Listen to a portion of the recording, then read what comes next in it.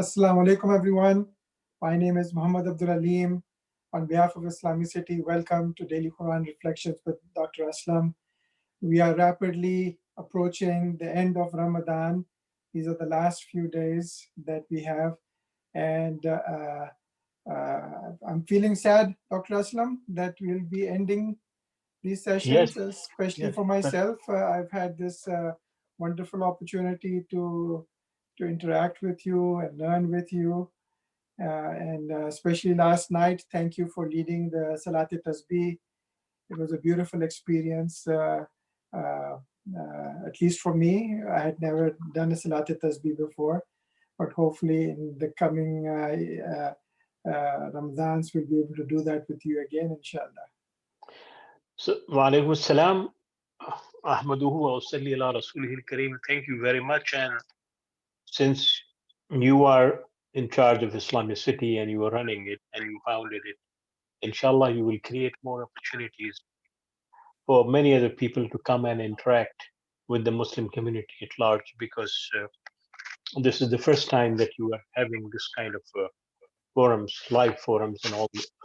You used to have it for teachers, for larger community, and I hope, inshallah, in the future it would continue, and our community would become used to these kind of forums because no matter what, this is what we would need in the future. This is the future. In fact, based on what we are seeing in our world today, they say that for the next 6 months to 2 years, we would not be normal as far as social circumstances are concerned. So, inshallah, we hope that the community would pitch in and would fund this project to ensure that it serves them and it serves the cause of Islam. Inshallah. Today, we are on the 28th juz of the Quran, and only two more juz would be left once we finish this one. That is by Friday, we will have done it. And even though the Eid is on Sunday, we hopefully, inshallah, would wrap everything on Saturday when we would have our last conversation uh, on during the month of fasting. This juz comprises verses from chapters Al Mujadila, Surah Al Hashr, Surah Al Mumtahina, Surah Al Saf, Surah Al Jum'ah, Surah Al Talaq, and Surah Al Tahrim. Surah Hashr talks about the banishment of the tribe of Bani Nadir and their secret relations with hypocrites of Medina. It exhorts the believer to be firm in their faith in Allah and gives some of the beautiful names of Allah subhanahu wa ta'ala in this surah. Uh, Surah Mumtahina deals with the relations of Muslim with non-Muslims. It tells Muslim on the one hand not to take the enemies of Allah as their allies and as their protectors, but on the other hand, it tells them not to consider every non-Muslim as their enemy. Surah Saf exhorts Muslims to defend the truth. It tells them that this may involve fighting the enemies who may come to attack Muslims. The surah speaks about Prophet Moses' difficulties with his people. He told them to follow Allah's rules and they did not listen to him. Then Allah sent Jesus among them and he also reminded them about Allah and gave them the good news of the coming of Prophet sallallahu alaihi wasallam. A fact that is also mentioned in the Old Testament. But they continue in their stubborn denial. The surah ends with the good news that the true religion of Allah will prevail in the end, and Allah subhanahu wa ta'ala will give it a victory. Surah Al Jummah talks about the negligence of Bani Israel in obeying the commands of Allah subhanahu wa ta'ala and becoming too much involved in worldly matters. They only carried the book of Allah but failed to follow those books. Something that Allah subhanahu wa ta'ala is reminding the Muslims as well. Muslims are urged to observe the Friday prayers and they are reminded they should not be involved too much in business on that at that particular time when the Friday prayer is taking place. Surah Al-Talaq and the following Surah Tahrim speak about family rules. The spouses should follow Allah's rules whether they have disagreement with each other or they love each other. In this surah, the proper rules of divorce are given, and says that do not just say the words of divorce and separate yourself from your wives, but give them their rights as well.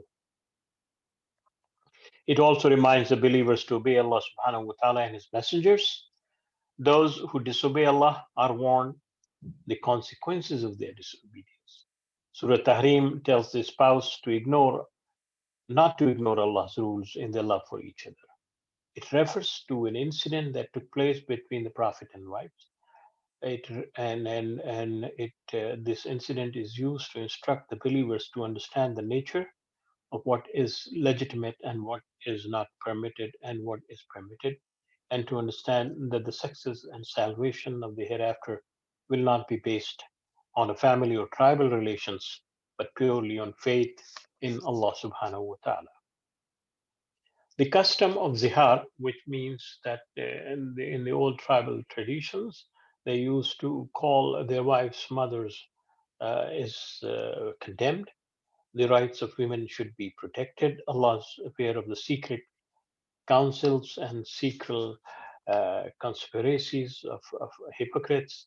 Believers should not involve in such activities, and it also then describes the rules of gatherings and coming together in large gatherings.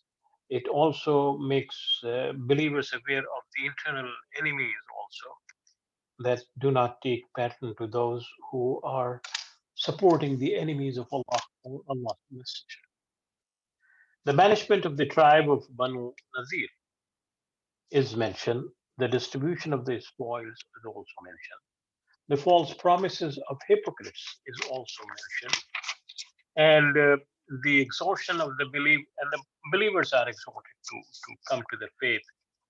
Then some of the beautiful names of Allah subhanahu wa ta'ala are described, and it says they do not take Allah and Allah's and your enemies as your patrons and allies. It is allowed to have friendly relations with non-Muslims who do not fight you in your religion and do not expel you from your lands, but beware of those who conspire against you.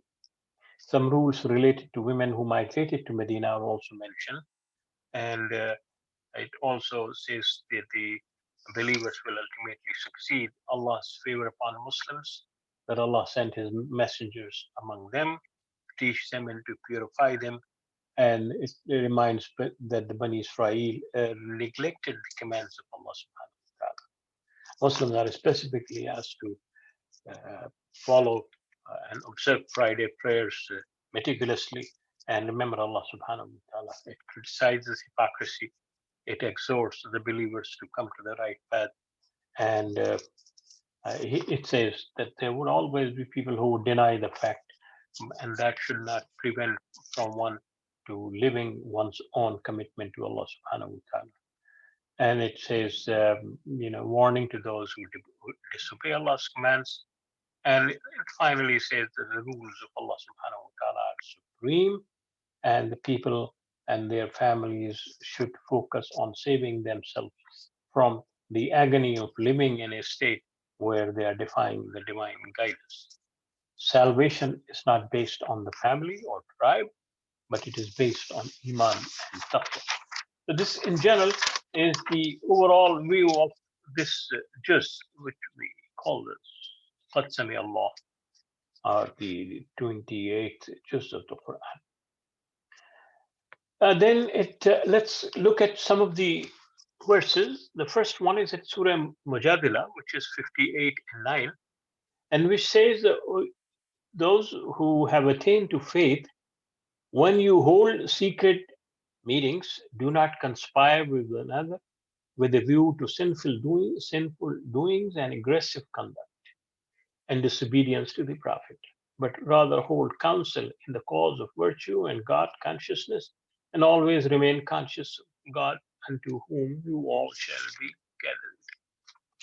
It refers to the munafiqeen. It refers to those people who were trying to pretend that they are Muslims, but in fact they were working against Islam and Muslims in that particular society. But for a general audience, for people who did not experience that kind of situation, it says that the people should be transparent. That in our community matters and community issues, affairs, we should not be secretive or we should not be conspiratorial. And it's a very important thing because transparency eliminates all doubts and all skepticism about anyone. People come up with rumors, we will come up with allegations and accusations if things are not transparent. And this is one of the issues that we face in our world today, that neither the governments are transparent nor organizations are transparent because they do not disclose their real agenda to the people. They say something and they do something else. So if things are not apparent to me, if facts are not known to me, how can I make a better judgment? If the person is claiming that he represents me and he would stand for my rights, yet he has uh, some kind of deal with those who want to deny me those particular rights, then obviously I do not know those facts and my judgment would not be sound. So, in that particular sense, Allah subhanahu wa ta'ala is asking the believers to prove to the world that they would not indulge and involve in any activity that is not transparent, that they would not involve in anything that is conspiracy. And why is that so? Because if you feel insecure from your fellow human beings, you would always act in a very defensive and a very fearful manner. And you will not be open to anyone. If I know that X is conspiring and plotting against me, why would I be friendly with that X and why would I disclose anything that I want to? And why would I trust him? And this is one of the dilemma that we face in our world today, that unfortunately within the Muslims' own circles, we find this lack of transparency in their dealings with each other and in their dealings with others as well. And this is something that we have to be very careful because this is one of the commandments of Allah subhanahu wa ta'ala that we should not and it says that only in matters of good, only in matters of bringing virtues, we should work together. We should never join hands in anything that is destructive, that is negative, and that is hurtful and harmful to people. So this is one of the important message that we should see. The second one is 58:11. Or you who have attained to faith, when you are told, make room for one another in your collective life, do make room. And in return, Allah will make room for you. And whenever you are told, rise up for a good deed, do rise up. And God will exalt by many degrees those who have attained to faith, and above all, such as has been vouchsafed in knowledge, for God is fully aware of all that you do. It means that include everyone. In any project that you call a community project or you say it is beneficial for, be open.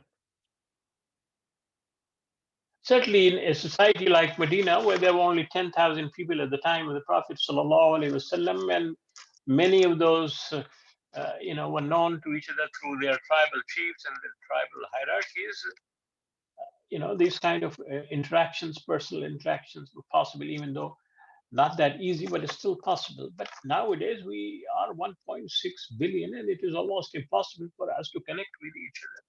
So it is through this kind of technology that we keep ourselves open to each other.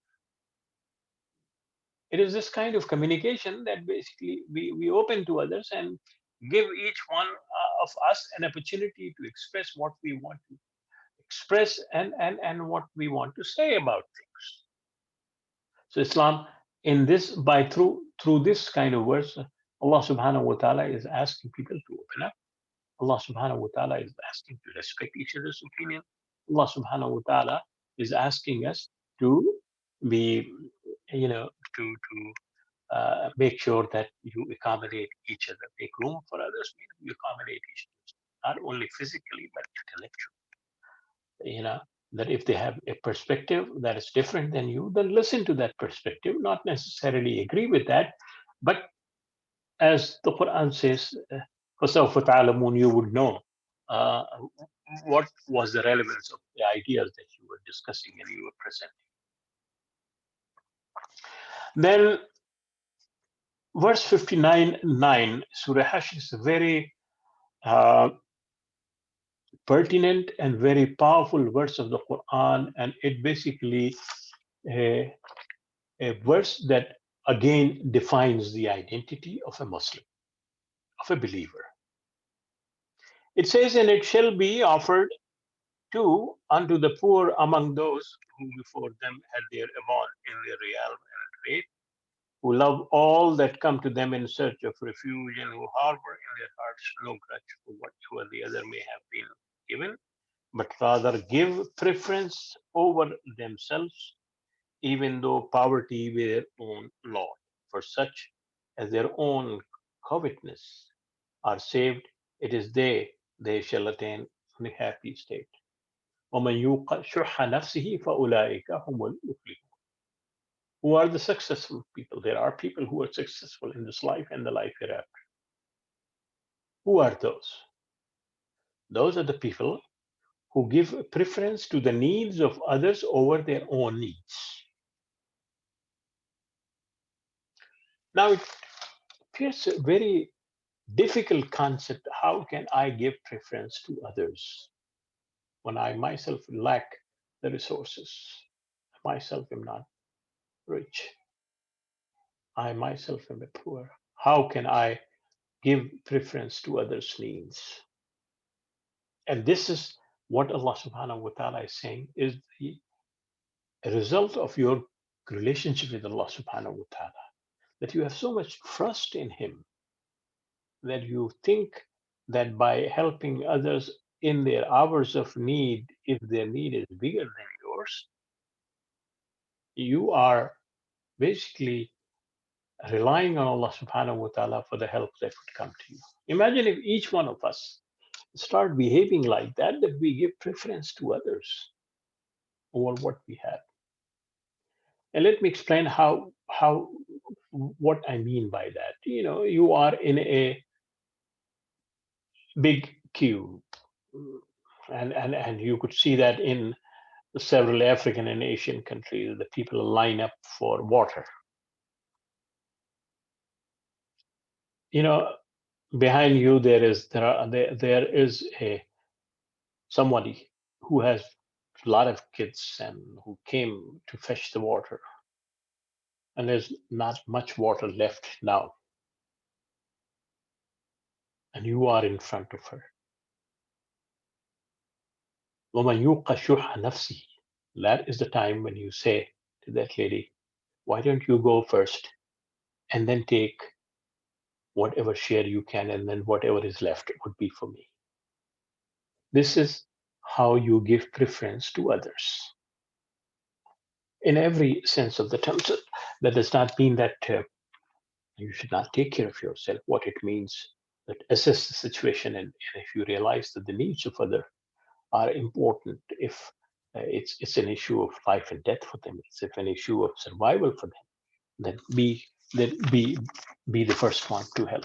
I mean, in our words, we see what is happening, say, for instance, to the refugees in from Syria, or from Rohingya, Myanmar, or from Somalia, the different places. You know, the ideal situation is that these refugees should not have been there, but they are there. وَمَنْ يُوقَ شُحَّ نَفْسِهِ. This is the time when the community as a whole should give preference to the needs of others so that they could also live in a dignified manner. And this is what Allah subhanahu wa ta'ala is also reminding us. Surah Saf, verse 61 and 2 and 3.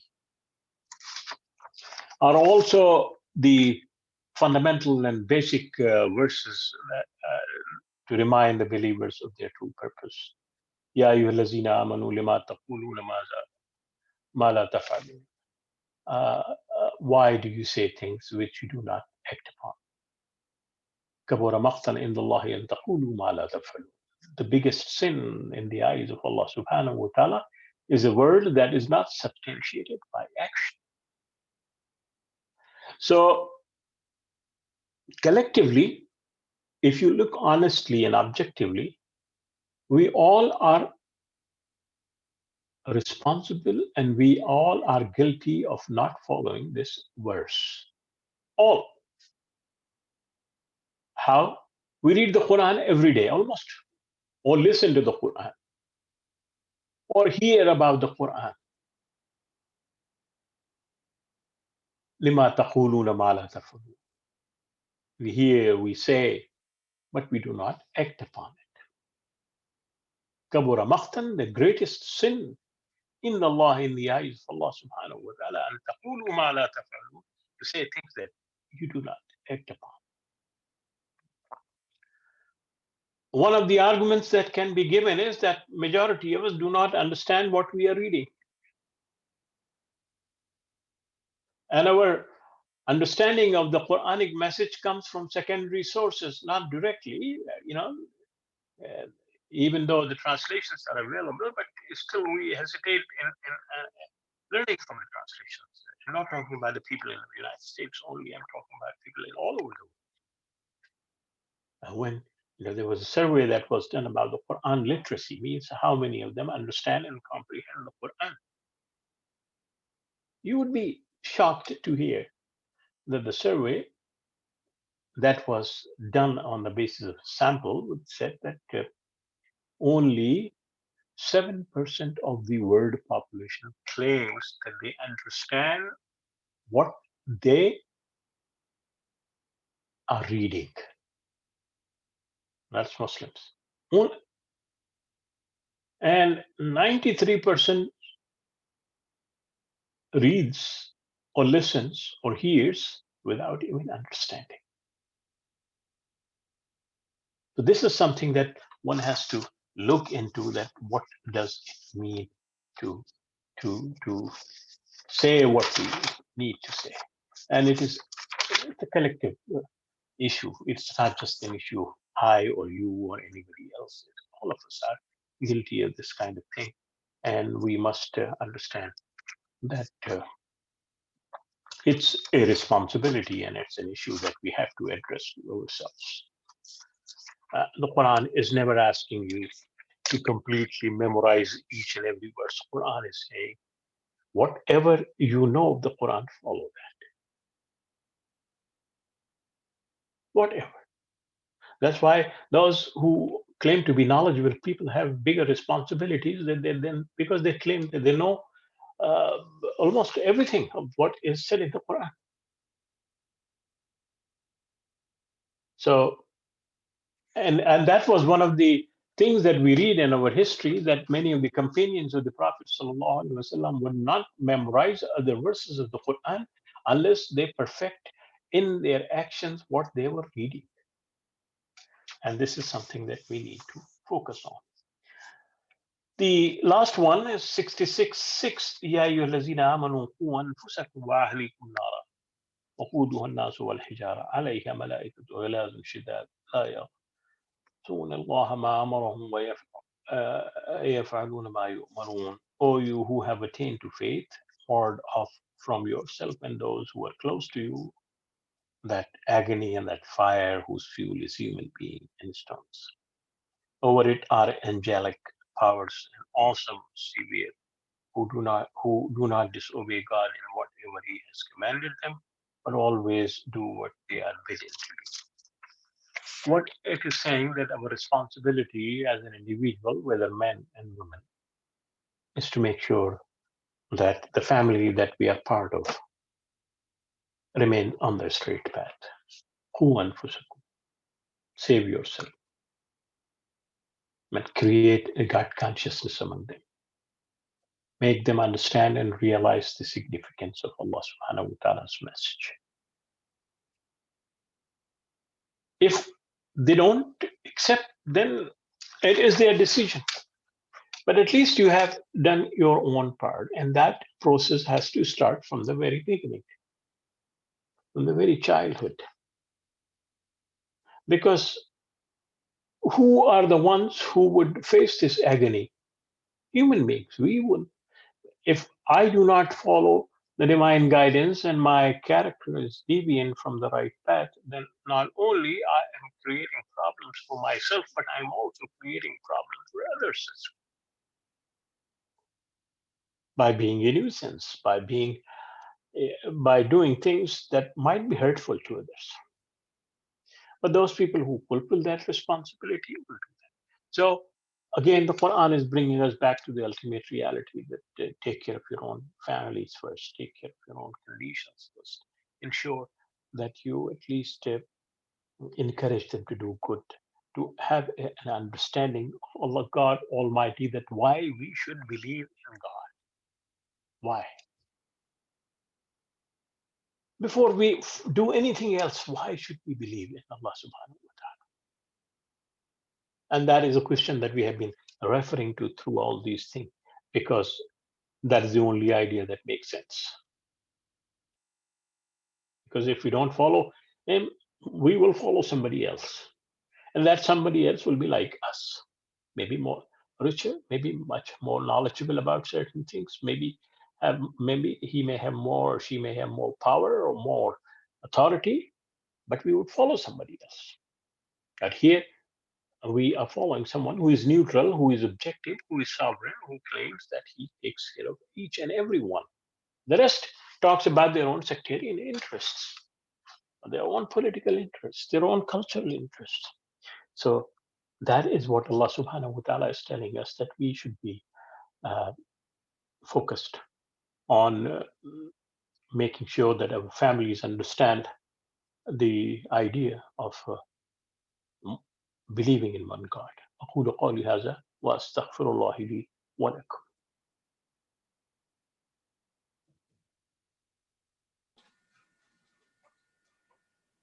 Thank you, Dr. Aslam. I hope you didn't take it to heart when I said yesterday that your explanation is getting longer, because today it was much shorter than usual. No, not at all. Not at all. No, but So you are absolutely right. This attention span of people is not more than 20 minutes maximum. that's right. No, this is Sometimes, good. and sometimes we are, we are hungry of mic. That's right. So when we get it, we don't leave it. I Right. hope that I follow the rules properly. Okay. So I have three ayahs I wanted to share with you today. The first one is 61:6. The translation is, Jesus, son of Mary, said, children of Israel, I am sent to you by God, confirming the Torah that came before me and bringing good news of a messenger to follow me, whose name will be Ahmad. Yet, when he came to them with clear signs, they said, this is obviously sorcery. So there's a mention here, and there's lots of discussions around this ayah and whether it is how it relates to the Bible, and did the Bible foretell the coming of the prophet or not. So do you have any, and I'll bring that verse up from the Bible also, but do you have any Yes, views I on think this? what is being said here is that when the message was presented to Jews, because the Jews were in good numbers in Medina, majority of them refused to acknowledge the prophet as a genuine prophet of Allah subhanahu wa ta'ala. And they made few allegations. The first, the prophet was copying from the Old Testament. They said that the prophet was being taught by someone who was part of the Christianity and Christian church, and saying it in Arabic. They even went to the extent of saying that he's a sorcerer. They went to the extent of saying that he gets the convoluted dreams, or he has some kind of conditions, physical and intellectual conditions that forces him to do all. They were making all those kind of things. So in this particular verse, the address is are those people who claim that they believe in the Old Testament. And here Allah subhanahu wa ta'ala is referring to a verse in the Old Testament. I do not have the reference, probably you would have it, where Isa alayhi salatu wasalam is telling the people of Israel, the children of Israel, that, I am not the final one. The final one is coming with a clear sign, once again, to bring you back to the right path. And when you find him, follow him. It was not for the people who were living at his time, but it was for the generations that would come after his time. That whenever you find that individual, that prophets, that messengers, follow him. So it is in that particular context this particular verse is making. Quran is making that kind of prediction that it was that the arrival of the Prophet sallallahu alaihi wasallam was foretold in the Old Testament. Right. So You have some. this is the verse. It's in Deuteronomy, chapter 18, verse 18. It says, "I will raise them up a prophet from among their brethren, like unto thee, and will put my words in his mouth, and he shall speak unto them all that I shall command him." So this Indeed. is the verse that Muslim scholars, and the history of this. I was looking into this, and I wanted to kind of make sure that we are aware of this, because there's lots of discussions around this. Whether we accept this or not, that's a different issue. But we should be aware of the pro arguments and the against arguments of this also. So basically, it's related to this verse. And then the Christians who say that this does not represent the prophet, this brethren, they say that it doesn't refer to Prophet Ibrahim alayhi salam, it refers to Prophet Adam. And we're all the brethren of Adam. So it doesn't really pertain to the prophet in terms of brethren from Ibrahim alayhi salam. I But mean, those are the pros and cons. yeah, the real test of saying who is representing the divine guidance and who is presenting the divine guidance is in the message itself. So if we look at the message that was given by Isa alayhi salatu wasalam, and if we look at the message that is given by the Prophet sallallahu alaihi wasallam, we find that both of them seems to have a common source, some common threads, some common understanding. But here, what is being done is that in the case of Isa alayhi salatu wasalam, it was specifically one community where he was focusing on, and that is the community of Bani Israel. Isa alayhi salatu wasalam was born as a Jew and died as a Jew. He never claimed that he was a Christian. He claimed that he was there following the Torah. So Isa alayhi salatu wasalam lived as a Jew and approached the people of Judaism as a Jewish rabbi, as a Jewish, what you call catalyst or a reformer, and the prophets and messengers. He is the one who is saying that the one who would come after me would repeat what I am saying, but his focus would be the entire nations and entire world. And through his character, he would prove that he means what he is saying. Okay. So the second verse is, and actually, I think you already mentioned this, but I wanted to still highlight this because it really is affecting us as we are going through this COVID-19 situation, lockdowns and sheltering at home and so on. So the verse says 62:9, believers, when the call to prayer is made on the day of congregation, hurry towards the reminder of God and leave off your trading. That is better for you if you only knew. So this is specifically talking about the Jummah prayers. Yes, yes. It's referring to the congregation prayers. And what it's basically asking people that all your regular activities on this particular time when the prayer is about to take place should come to a halt and you should all rush to that prayer. It is not saying that you should come to the masajid.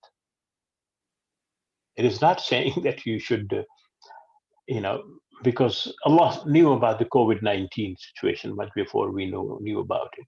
There may come a time when we may not be in a position to connect with each other physically, to be present at one place collectively. So, إذا نودي للصلاة من يوم الجمعة فاسعوا إلى ذكر الله. The purpose of this Jummah is to basically remember yourself of Allah subhanahu wa ta'ala and your responsibilities towards. How you should do that collectively? You can do that in the mosque, or you can do in the kind of conditions that we are doing now, when the mosques are not open, but God is there. When the prayers are not being offered in congregation at one place, but people are congregating in their own homes, remembering Allah. And people are stopping all other activities, such as their trade, such as their work, such as their job, in response to this, is what is being said. So we should, understand the verses as they tell us the purpose of this prayer. This purpose of this prayer is to recharge ourselves, to at least once a week remind ourselves of the message collectively. And why collectively? Because when somebody speaks in public, one assumes that he or she speaks with knowledge, with responsibility, will not bring up personal issues, would not bring up issues that are sectarian, would not bring up issues that divide the community. Rather, it would focus on issues that would strengthen the community and that would uplift the community. And what other institution we have in this present time other than the Friday prayer, where we can congregate in the middle of the day and then get recharged, you know, with the true spirit of the faith and the energy of the faith. Right. And then it reminds me also of one of the things that you're saying, that, well, today we take it for granted that there are so many masajids available, especially in big metropolitan areas, where people have access to the masjid. But the early pioneers and the early Muslims that came and settled here, there were no masjids. They were praying in homes. When I was in Las Vegas, I used to meet a number of people who would travel from 150 miles because they were working in a small rural areas and there was no mosques within 150 miles area, and that was the closest mosque. And they would come on Friday specifically to be part of the community. I remember one particular Ramadan, a, a, a family moved from Alaska to, you know, live the Ramadan with the Muslim community. So we should understand now the technology has made it possible for us. And this is what we should focus on, because the purpose of zikrullah must always remain supreme, regardless of the forms that we have. Sometime it will be a small mosque, sometime it will be a bigger mosque, sometime it will not be a mosque at all. Sometime it will be through radio, sometime it will be through airwaves, sometime it will be through videos. but it has to be there. Zikrullah is there, and that is what the challenge that we face today is. Sure. And of course, we recognize people who do want to follow a traditional Oh, definitely, understanding definitely. of Jummah and pray Zuhur instead. Of course, I mean, they have come to a different, they arrive at a different conclusion with sincerity. And Yeah, of but course, Allah will accept that also from them. But indeed, this is and the beauty of our faith. no one is saying that this is a replacement of what ideally is.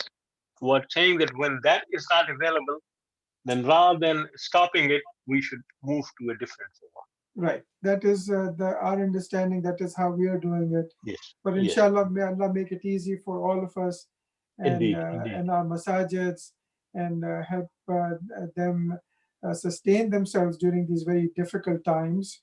And when we do come back to some kind of normal, whatever that's going to be, our masjids will be there for us, for our families, for our Inshallah, children, inshallah, inshallah. inshallah, definitely. Then this last verse is talking about Pharaoh's wife. God has also given examples of believers. Pharaoh's wife, who said, Lord, build me a house near you in the garden, save me from the Pharaoh and his actions, save me from evildoers.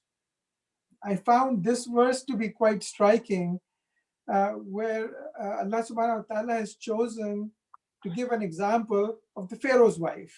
There's so many other examples of pious people in our history and during the time of the Prophet even that are not mentioned in the Quran, but here the Quran is talking about the Pharaoh's wife and as an example for the believers. So do you have any reflection on this? Yes, there are 5 messages that are emerging from this particular ayah. The first is that people can find the truth and iman even in the worst imaginable places. Pharaoh was a defiant. He was the one who were declaring himself God, yet his wife was a believer. So Allah subhanahu wa ta'ala can open the hearts of anyone in the darkest moments, in the most defiant situation. That is the first lesson. The second one is that Allah subhanahu wa ta'ala did not nullify the marriage of woman of Pharaoh's wife to Pharaoh. Allah did not say that you would burn in hellfire because you stayed committed and remained married to Pharaoh. That is the second thing. One has to think about it. That Allah did not nullify the relationship that had existed. Means that her marriage might have taken place after at a time when she was not a believer, but when she married, then she believed, and became a believer, then the marriage continued to the second. Third thing, that she was aware of the majesty of Allah subhanahu wa ta'ala and constantly realizing that the relationship was not normal, and hence she was making this dua to Allah subhanahu wa ta'ala constantly. Allah, accept me and give me a place in your place. And she was constantly asking Allah subhanahu wa ta'ala to, fourth thing is to save me from the group of people, from those people who are this. And the fifth one is that she was the one who, through her, she did not hide her actions as far as her commitment to God was concerned. So there are 5 things that come from this one, and what is interesting is that Quran mentions the examples of at least few women. Hajra alayhi salatu wasalam is one. Maryam alayhi salatu wasalam is one. Pharaoh's wife Asiya. is another one. Asiya is another one. So all these women are being mentioned as an example. And with the exception of Luqman and Haman, you do not hear any other references of of the people who lived this kind of situations. The Quran uh, is saying that not only men but women are also role models for humanity. Mhm. Okay, excellent. Well, before I end, I'm going to show a little bit of Islamicity before we end. But there are some messages coming in from Sister Nighat and some other people saying thank you for leading the Salat Tasbih yesterday, and specifically they wanted to communicate their appreciation for you, Dr. Aslam. Thank you very much. And there were people who were asking me about the timings of Eid prayer and the link.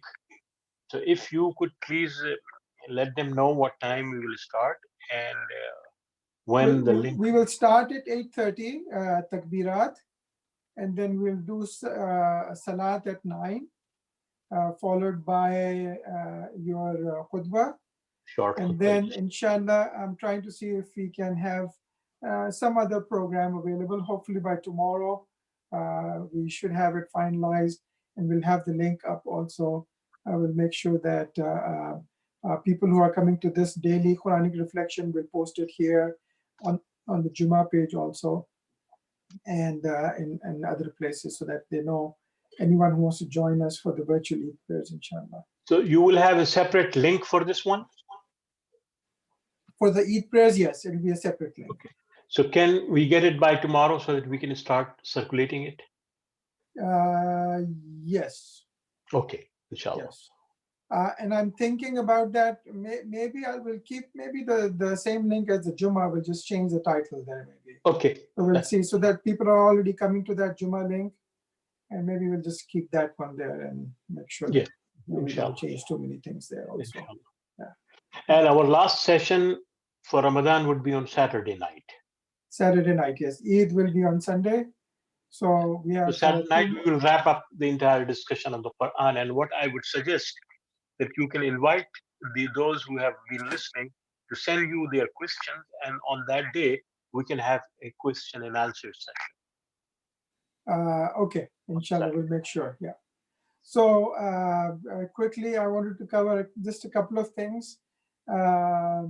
Since we'll be wrapping up with Dr. Aslam, if you still want to ask Dr. Aslam any questions, you can go to our forum.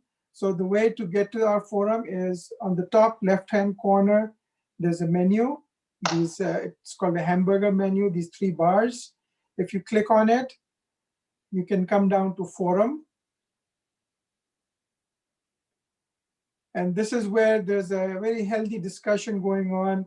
We have over 200,000 posts in this. There are literally a few thousand people who are engaged in our forum and different topics. But this is where we have Ask Dr. Aslam. And you can come here, you can post your questions. And Dr. Aslam is looking at these, and he replies to these questions also. So yeah, these are some recent questions, May 6th and so on. So this is one thing I wanted to share with you. And then one piece of interesting content I'll share with you. Hopefully that will not take too long.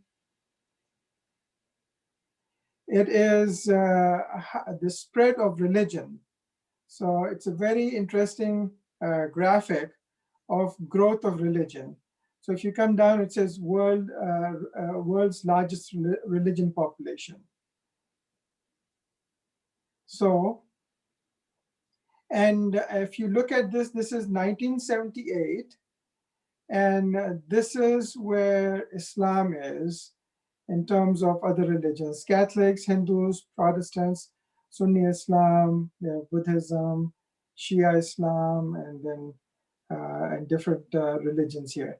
So we'll just kind of quickly go through this, and you'll see how this year is changing, and how the population is changing, and the ranking of these religions is changing.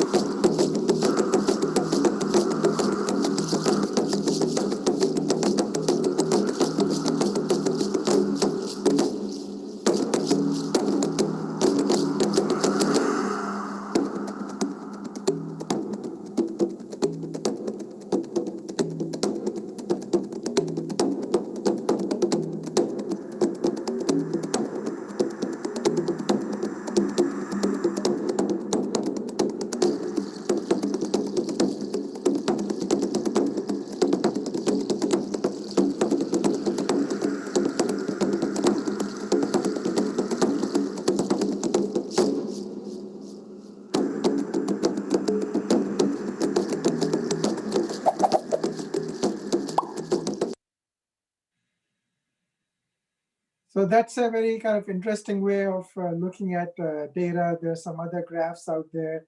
You can see how different Muslim population growth is growing in different countries, and an exciting way of looking at, a visual way of looking at how the religious population from the 50s has been changing so dramatically. And it's only basically around 60, 70 years ago, basically, that we are seeing such dramatic changes in the population of religion.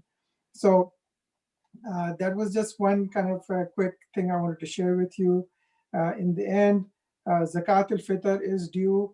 If you can give your zakat to the masjid or anywhere else, of course, you can do that. If not, you can click on zakat at the very top over here.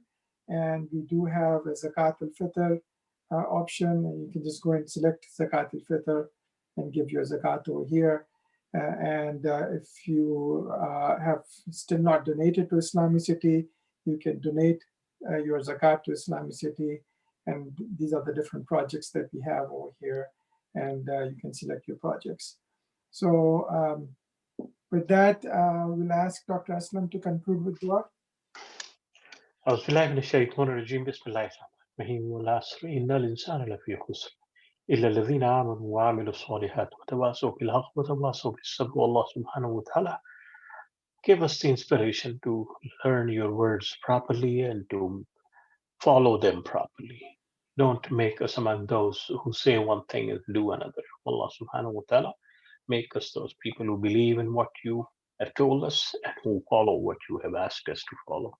سبحان ربك رب العزة عما يصفون والسلام على المرسلين والحمد لله. السلام عليكم. Wa alaikum salam.